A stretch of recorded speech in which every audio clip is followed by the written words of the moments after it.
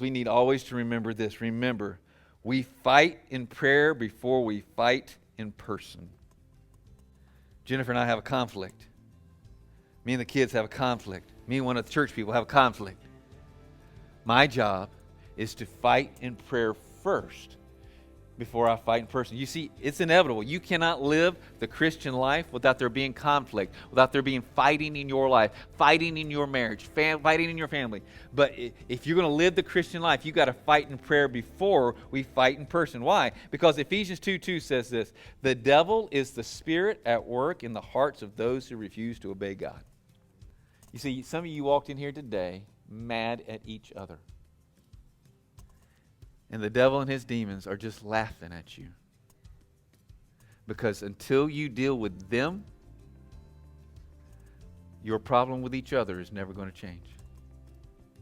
That's why you want a verse that will help you have victory to fight in prayer. It's found in Matthew 18:18. In fact, I say we must, Matthew 18:18, the real enemy. What does it say? Jesus says, whatever you bind on earth will be bound in heaven, and whatever you loose on earth will be loosed in heaven.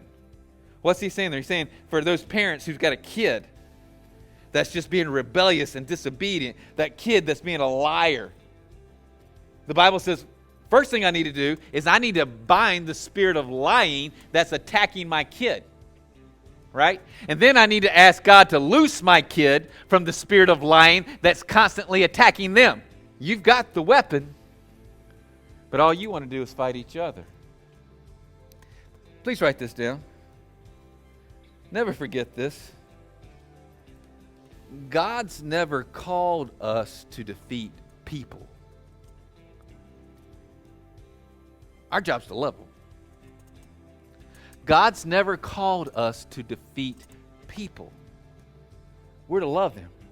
Our job is to defeat the demons that are empowering them. And then let's see what happens. You see, you got scars.